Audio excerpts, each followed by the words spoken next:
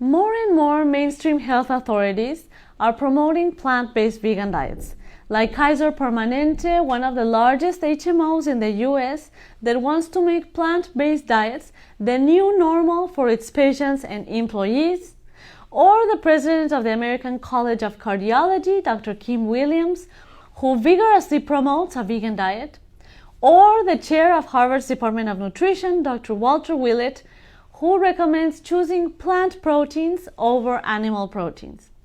As we see this awareness about plant-based nutrition increase, concern is sometimes expressed about vegan diets and vitamin B12 deficiencies. Some might ask, if a vegan diet really is healthy and natural, why do I need to watch my vitamin B12 levels or take vitamin B12 supplements? And this is a great question. So let's review the current information about vitamin B12 and the causes and prevalence of vitamin B12 deficiencies. Vitamin B12, also called cobalamin, is a water-soluble vitamin. It is produced by bacteria, not animals or plants. So animals, including humans, must obtain vitamin B12 directly or indirectly from bacteria. In the past, vitamin B12 from bacteria was naturally and more reliably present in plant foods. Today, however, with modern hygienic practices that more deeply clean and sanitize our produce, along with the soil being exposed to more antibiotics and pesticides, most plant foods are no longer reliable sources for vitamin B12. And it's probably not a good idea to go back and reverse sanitary practices just to get more of this bacterial product in our diet. For this reason, we have seen that people who abstain from eating animal foods can have lower levels of vitamin B12. But it's important to also know that vitamin B12 deficiencies are not uncommon in the general population, regardless of diet, even among many of those eating large amounts of animal foods. As this review in the American Journal of Clinical Nutrition notes, across studies in Latin America, 40% of children and adults were found to have a deficient or marginal status of vitamin B12. In the US, full-blown vitamin B12 deficiencies are estimated to occur in about 4% of those aged 40 to 59 and 6% of those aged 60 or over, with approximately 20% of those over the age of 60 having a marginal status. That's a really high prevalence for a vitamin deficiency in the general population. Another review that combined 9 studies in the US found that 40% of patients had unexplained low B12 levels, which the researchers attributed to what's called food cobalamin malabsorption, where the B12 that is naturally present in foods is simply not absorbed. Luckily, these people are still able to absorb the crystalline form of vitamin B12, which is the form that is used in supplements and B12 fortified foods. So it happens to be the case that there are many things that can go wrong with our bodies using or absorbing vitamin B12, regardless of our diet, because the absorption process is fairly complex and requires specific physiologic elements to take place for it to occur adequately. One crucial factor, for example, is a step where vitamin B12 has to be coupled with a substance called intrinsic factor, which is produced in the parietal cells of our stomach.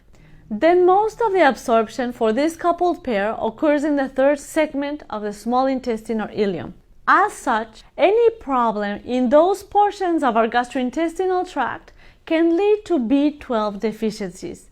For example, H. pylori infection, alcohol abuse, smoking, atrophic gastritis, and conditions that slow the movement of food in our gastrointestinal tract, such as diabetes, scleroderma, strictures, diverticula, are all associated with vitamin B12 deficiencies. So many conditions that affect the gastrointestinal tract can lead to B12 deficiencies, from something big and notorious like a gastric bypass or resection to something much more common like bacterial overgrowth in the upper intestine. But fortunately, here too with bacterial overgrowth, the crystalline form of vitamin B12, which is the form that is added to fortified foods and used in supplements, can still be absorbed okay. Some medications can also cause vitamin B12 deficiencies, including long-term use of antacids or acid-suppressing drugs, which, by the way, have been classified as the most commonly used pharmaceuticals in the US.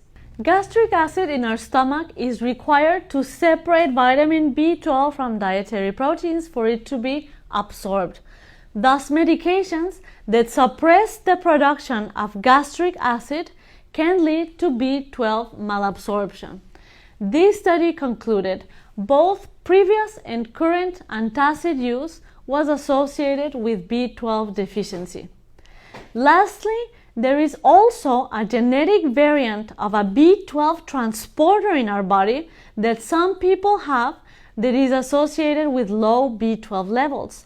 And this genetic variant is present in 20% of the population. So as you can see, vitamin B12 adequacy is a delicate matter and deficiencies are fairly common in the general population. So regardless of one's diet, it's something that people need to be mindful of.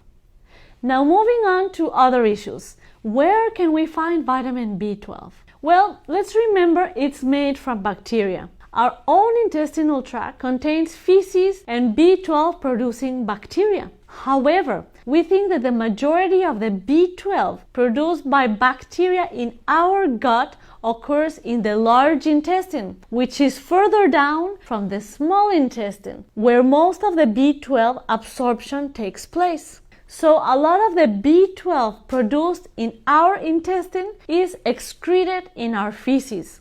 Some studies have shown, though, that bacteria in our small intestines may also synthesize significant amounts of vitamin B12, but it's not clear whether sufficient amounts are made and absorbed to meet our nutritional needs. So our human feces contain large quantities of vitamin B12. As unpleasant as this may sound, we actually do end up inadvertently eating feces sometimes. Which brings me to another source that has B12 from bacteria: animal foods. Now, just like us, animals don't make vitamin B12. They obtain it either directly or indirectly from the bacteria that makes it. Also, adding manure usually results in higher vitamin B12 levels. Scientists even found that adding manure to the soil where spinach was growing added B12 to the spinach leaves. And many animal foods have significant amounts of manure and thus bacterial contamination. Thanks to the FDA Retail Meat Monitoring Program, we know that 98% of chicken breasts sampled over 7 years were contaminated with fecal bacteria. Ground turkey, 94%, ground beef, 93%, and pork chops a little bit lower at 86.9%, but still very high. Manure from some animals is even used to feed other animals in the livestock industry. And while this can raise B12 levels in the animals fed the manure, it also raises some serious health concerns. But apart from infectious disease-related concerns with bacterial contamination, animal products, regardless of how clean they may be, are not the best source for vitamin B12 because consuming them results in us having increased levels of cancer-promoting hormone IGF-1, as well as cholesterol, TMAO, phosphorus, heme iron, and other substances that are problematic for our health. Better sources of B12 are fortified plant foods like non-dairy milks, nutritional yeast, and the like. And apparently, Some plant foods can have considerable amounts of vitamin B12 due to bacterial contamination during the production process, or because they live in a symbiotic relationship with bacteria. For example, this article in the journal Nutrients found the following plant foods to contain vitamin B12. Tempeh, which is a fermented soybean-based food due to bacterial process in its production. Vegetable products that are fermented with bacteria, various types of tea leaves, fruiting bodies of shiitake and other types of mushrooms, and apparently the most widely consumed algae also contains levels of vitamin B12.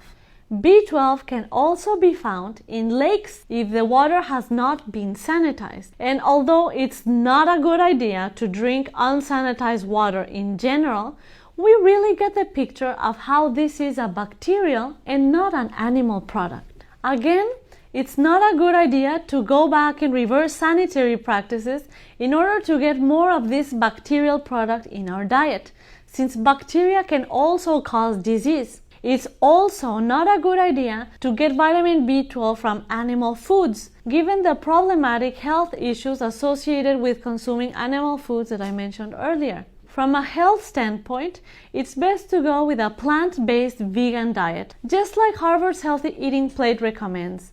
Go with plants. Eating a plant-based diet is best. So what I recommend is to monitor vitamin B12 levels or take a B12 supplement or both and include plant-based B12 fortified foods in your diet. I personally don't take a B12 supplement, but I have my B12 levels checked every year. I've been eating a plant-based vegan diet with no animal products for about 5 years now, and at my most recent insurance-required annual checkup, my B12 level was 884, which is within the normal range. If it wasn't within normal range, then I would just take a supplement, which is an easy fix. But I definitely keep an eye on my levels, and I recommend both vegans and non-vegans alike to do the same. Thank you very much.